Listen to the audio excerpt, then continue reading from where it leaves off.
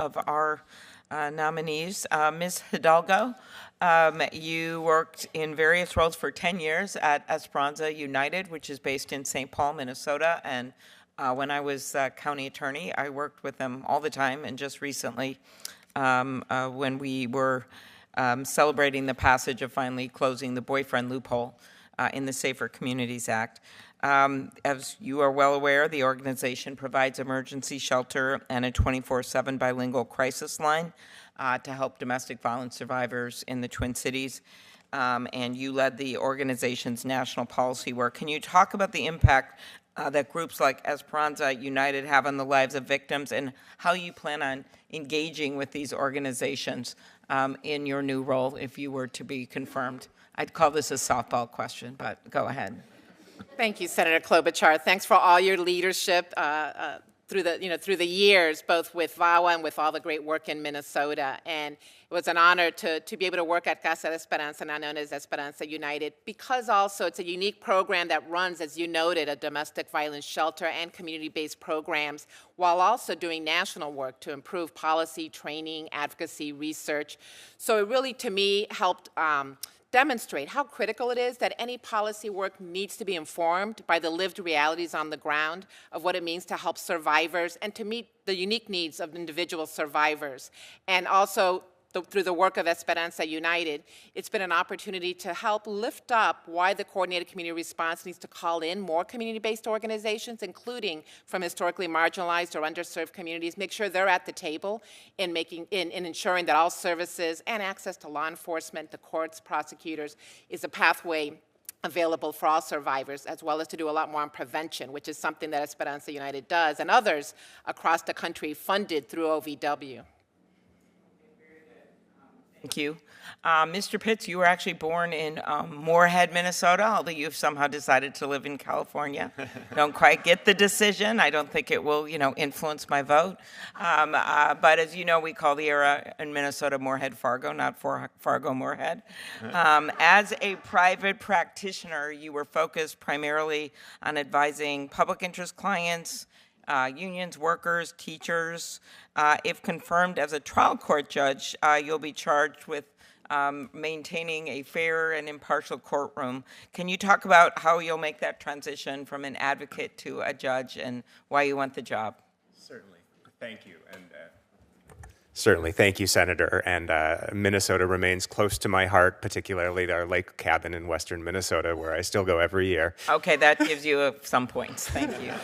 I absolutely understand the distinction between my role as an advocate for workers, nonprofit entities, municipal entities, and other governments, and the role that I'm hopeful that this committee will support me in taking on as a judge. My role as a judge will be to apply the law impartially, faithfully, objectively to all of the litigants before me, and to make sure that those litigants feel that no matter how the case comes out, that they've been treated fairly and that the law has been applied fairly and that they've been treated with dignity. And I understand that the importance of that in part because as an advocate, I've relied upon judges applying the law impartially, faithfully, and objectively in my own cases. And that has been the standard that I have looked for. I have not wanted to win a case by virtue of something unfair in the process. Almost certainly I would then lose it on appeal if that had happened in the first case.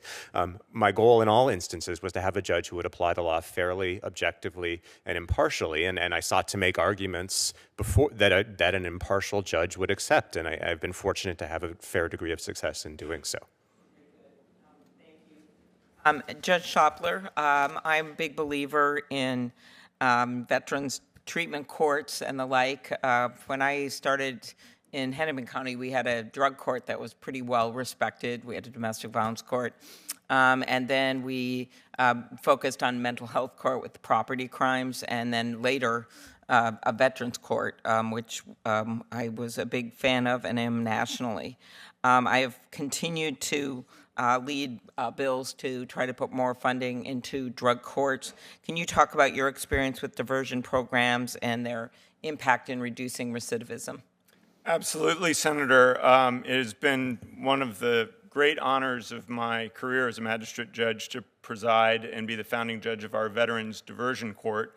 We already had a Veterans Treatment Court, and both of these courts try to give veterans who have served our country a second chance. It's aimed really at first offenders and people who have suffered from combat trauma, PTSD, things of that nature. It's a very intensive program that lasts about 18 months and involves intensive monitoring, and we're very proud of the fact that we have an extremely low recidivism rate, and we're able to have these veterans come out of the program as upstanding citizens serving their country once again. To say congratulations to you, Judge Gallagher and Mr. Subramanian. I have 10 questions for you. No, I'm kidding. I just saw your kids behind you and thought maybe that would, make them want to leave the room. But I did want to thank you, my closing comment, and that this May you contributed to a report that discussed how allowing cameras in New York State courtrooms could increase transparency and further public understanding in the judicial process. I know Senator Durbin, as the Cameras in the Courtroom Act, Senator Grassley and I have worked on this together as well, the Sunshine in the Court Act, just coming out of the George Floyd murder trial in Minnesota, the Derek Chauvin trial, where people were able to see firsthand the witnesses and see the police officers who testified against Derek Chauvin. I think that was a really important moment for the country. The judge in that case happened to used to work for me, so he made that decision to allow the cameras in the courtroom. But I think in that case, it was really important to have that transparency, including the community members who clearly bear such a burden for so long. So you could just say a few words, but I just wanted to thank you for focusing on that issue, and I very much believe we should do that at the Supreme Court. Having the privilege of watching the North Carolina independent legislator, I won't talk about that theory right now, just last week I got to be there, and it was an incredible experience, and I just think more people should be able to see their courts in action. But if you want to answer.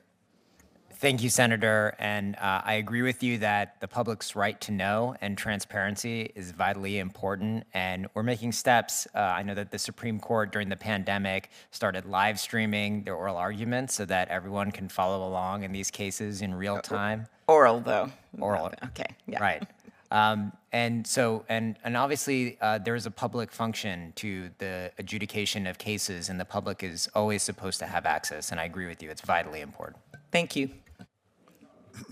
Thanks, Senator Klobuchar. I want to thank all of the nominees.